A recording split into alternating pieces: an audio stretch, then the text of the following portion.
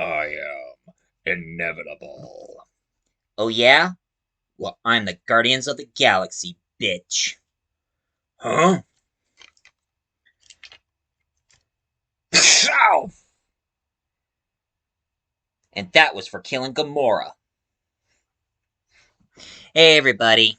Just reminiscing. That's what should have happened if he didn't have that reality stone. Either kill him or kill Gamora, which I didn't like. And I know how some of you are going to be telling me, saying it's his fault. Anybody can act this way. I mean, would you act the same way if somebody killed your girlfriend or a girl you love? You'd be that pissed too. Except for me, I would have aimed right in his crotch and fire. Twice. Actually, that's what it should have happened. He mourned over his loss. You son of a.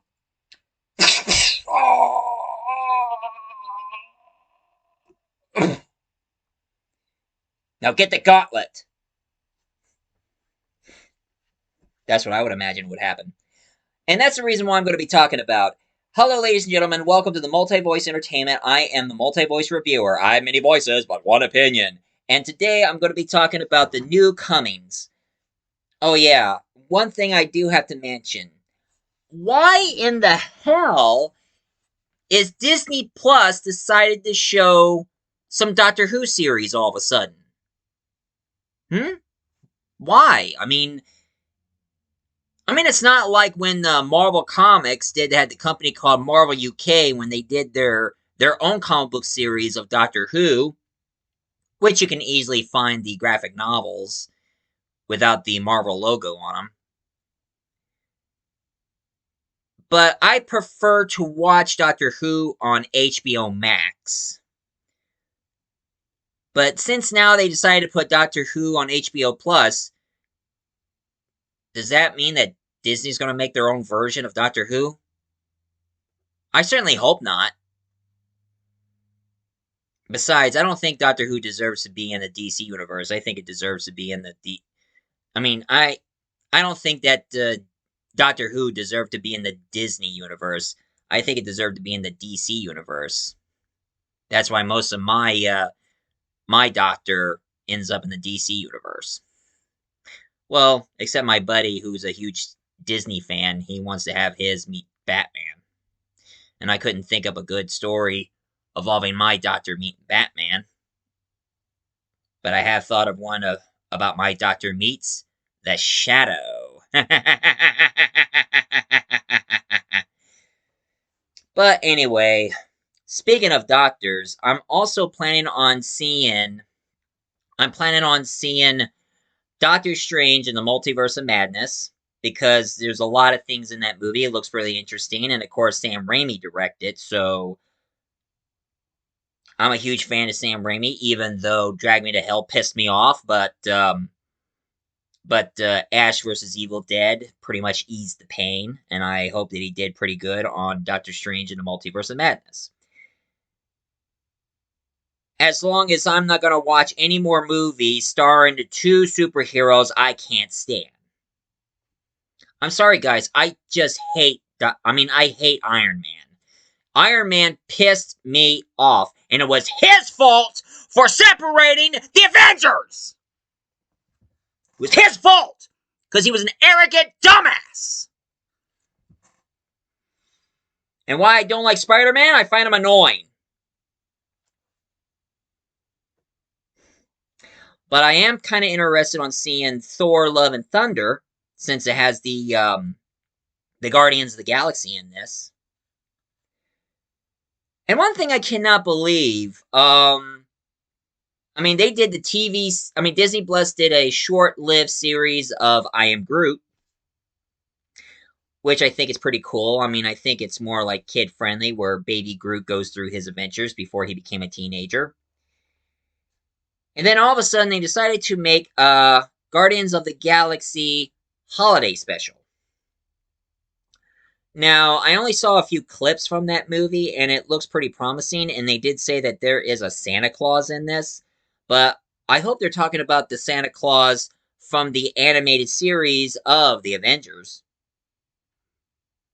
the one that Thor knew all about, saying that maybe Santa Claus was once a god and now he's just a spirit of Christmas, a legacy, a myth. But of course, one thing it kind of bugged me. I mean, one thing I do see the humor in this. One thing I couldn't believe. I seen the scene where Mantis is planning on getting Kevin Bacon, all because Star Lord idolizes Kevin Bacon from Footloose. Trying to cut loose, Footloose. Bring out your Sunday shoes. You know, I do love the dance. And I know some of you are going to be saying, when do I ever going to review Footloose? Mm, I'll probably find the movie and watch the whole movie because I haven't seen the movie since I was young. And I'll probably review it one of these days. And one thing I thought was really cute, and it kind of makes a lot of sense, that the reason why Mantis is doing all this is because of one reason and one reason only. She believes that she is Star Lord's sister. All because she doesn't know her family. I mean, all she remembered was Eco, the living planet, who is also Star Lord's dad. So I guess she might be the daughter of Eco, but the reason why Eco never used her as a battery, because I guess she wasn't powerful enough to share the same powers and abilities like Eco does. So I guess he only keeps her around to help her sleep since she has the ability to make people fall asleep every time she touches their forehead and say sleep. And also she shares emotions to others. Sort of an empath thing. And I love Mantis. I mean, I think she's cute, she's innocent, charming. I mean, if I ever did my doctor meet the Guardians of the Galaxy, I would have hit on Mantis.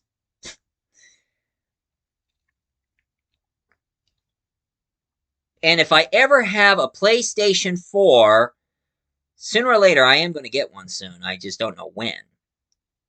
But as soon as I'm going to get a PlayStation 4, I am dying to check out this Guardians of the Galaxy game. And the only thing I want to get out of the game from the DLC is the movie outfits of the characters, so I feel like I'm playing the characters from the game. And I have mentioned I did play this game, but it was on my cousin's PlayStation 4. And I have to say, killing Thanos in this game felt good. But too bad this thing is a season pass, so I can't play the other episodes unless I'm hooked to the DLC or something. Which that sucks. Really bad. I mean, it really sucks. I mean, I enjoyed the first episode, and now the rest of the episode, you have to pay for it? Seriously? But this is enough for me to talk about the new Guardians of the Galaxy coming up, is, of course, Guardians of the Galaxy 3. Now, one thing I've heard about this third volume of the Guardians of the Galaxy, that this is going to be James Gunn last of Guardians of the Galaxy. This will be his final Marvel movie that he'll direct. And throughout the rest of the day, he's going to be more focusing on the DC since he's been doing the sequel of Suicide Squad, and he's also be doing some more movies based on DC superheroes. But of course, I don't know. I mean, there's too many cancellation going on, and ever since when they were trying to make a sequel to that one movie, they decided to cancel it because the failure in the first movie. I mean, dude, just make the series. Quit canceling them. I mean, you have a handful of people who like it out of a whole bunch of dumbasses who don't like it.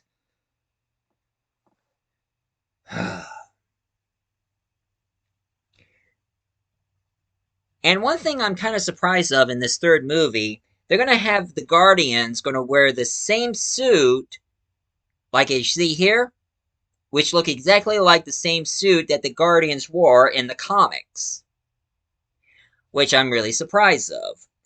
And of course, they're going to be ending up in a planet where most of the people are animals who were experimented on, and now they're becoming more human and they talk and all. So it pretty much shows more about Rocket.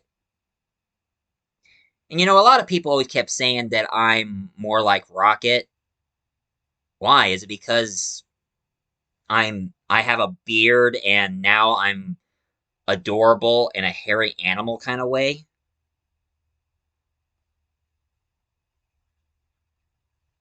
I don't see myself as Rocket because here's the thing. Rocket's a thief. I don't steal. He likes to keep his friends in arm length. I like to keep my friends close. He burns bridges. He says harsh and rude things. I don't say anything to hurt anybody's feelings. I mean, I can be brutally honest, but I don't mean it to be mean.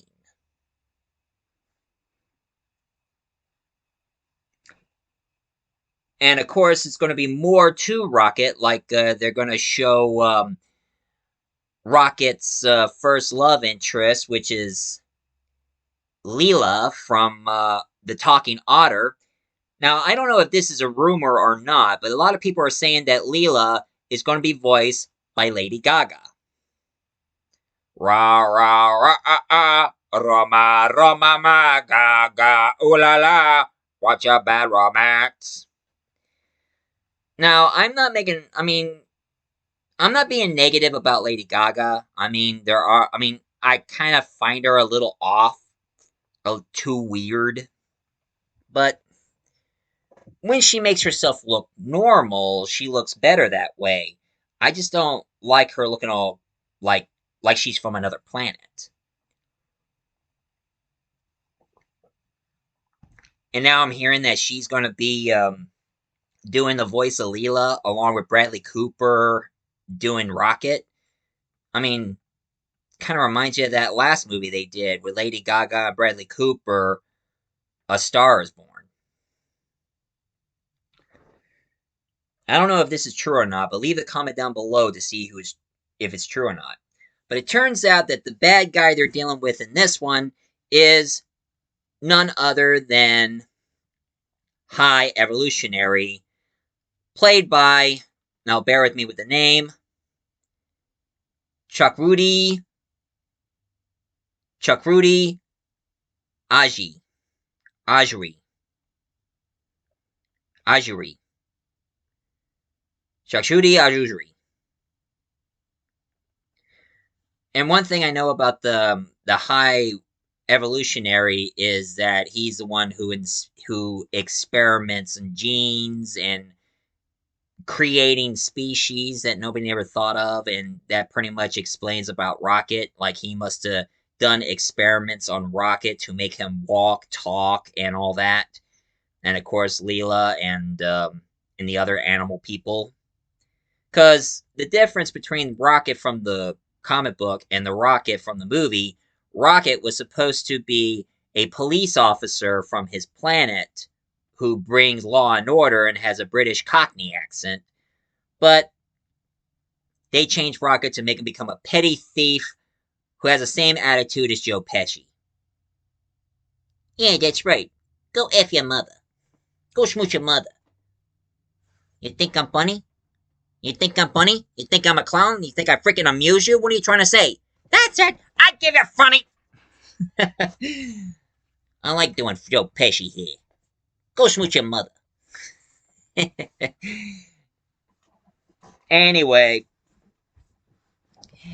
and of course, there's another character which we all pretty much figured out who's coming. Which I think he should have come in. I mean, he should have showed up in the Infinity game and probably the End game. I mean, the Infinity War And, of course, the end game. He should have showed up in the end game and defeated Thanos. But anyway, we have Adam Warlock, who is played by Poulter. Will Poulter. Which I gotta say, he looks pretty good as Adam Warlock. One thing I know about him is he's one of those golden people from the second movie who is born to be perfect, and he's supposed to represent all that is good. And I don't know where they got the Soul Stone in his forehead, because I know Captain America put the Soul Stone back to the planet. I wonder who he sacrificed to get that Soul Stone. I wouldn't be surprised if it was Aisha from the second movie. And you know what? Good riddance, because I hated that bitch. You know, Rocket is right about one thing. Her people on that planet are conceited douchebags! And she had her head so far up in her ass trying to kill the Guardians when they're trying to save the galaxy! Dumbass bitch. And of course, there's going to be other characters who are going to be involved in this movie, because I remember that there is Moondragon, who's going to be in the movie. One thing I know about Moondragon is that she is actually Drax the Destroyer's daughter. So somehow, Drax's daughter probably survived from Ronan and has this cosmic ability like a dragon or something like that. And of course, another character that we briefly saw next to the High Evolutionary is, of course, Phyla-Vell. Now, who is Phyla-Vell, you're going to be asking me? Well, one thing I know about her, Phyla-Vell, now I know her last name because she's supposed to be the daughter of Captain Mar-Vell. No, not Karen Danvers' Captain Mar-Vell. I'm talking about the comic book version of Captain Mar-Vell, also known as Mar-Vell. Because he is a Kree who decided to become a good guy and tried to save the world until he died and gave the title of Captain Mar-Vell to Carol Danvers. Although she might be the daughter of the movie version of Mar-Vell from the Captain Mar-Vell movie. Her. And of course, another thing I know about her, in the comics, she also have a certain technology that she got from another space hero, Quasar. Now, one thing I know about Quasar, he's another space hero. He was an Earth astronaut who just found these shiny cosmic bracelets that he puts on his wrist, and now he can fly around into space and shoot lasers out of them. So Phyla-Vell might be related to Mar-Vell and probably get those and probably have the same powers as Quasar from the bracelets. And of course, it's also hinting about the Nova Corps, since in the Infinity War, Thanos pretty much destroyed Xandar for that Power Stone. So I guess there's going to be the MCU is going to be making a Nova movie where it's going to talk about a chosen character who's chosen to be the new Nova Corps member. Now, one thing I know about the Nova Corps, they're like the Green Lantern in the Marvel Universe, but instead of using the Ring of Power, they use a cosmic helmet and makes them fly around in space and shoot lasers out of their hands. You know, there's one space character I wish they should put in the MCU. The one they haven't never had a chance to do. StarBrand. Now, for those of you who don't know who StarBrand is a space hero from the Marvel New Universe. And for those of you who don't know about the New Universe is supposed to be an alternate universe from Marvel where in this universe, magic doesn't exist. There's no supernatural monsters, there are no vampires, there are no sorcerers, just more to science fiction, so they get involved with aliens and robots, but nothing supernatural.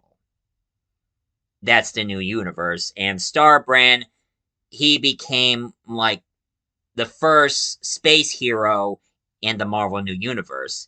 And I hope that they should put him in the MCU along with the Guardians of the Galaxy. But that's just my gripe. And that's pretty much it for the day. So, my teenage Groot, what do you think about all this? I am Groot. Hey, watch your language. You and I need to have a little talk about that. I am Groot. Hey, I told you to watch it. Trying to raise a baby Groot is not easy. Well, this is my talk about the Guardians of the Galaxy Volume 3. For those of you who likes this, my rant and my talk about this, please leave a comment down below, hit like and subscribe for more. And believe it or not, folks, if you enjoyed that one Doctor Who audio written by John Allen, I'm working on a huge Doctor Who event, and this time I have invited all 16 friends of mine who play their own Doctor in their own YouTube channel. And right now I'm gathering all their lines. Some of them I have to remind, and others I already gotten, which I'm pretty grateful that I have their lines, and I'm still waiting for more.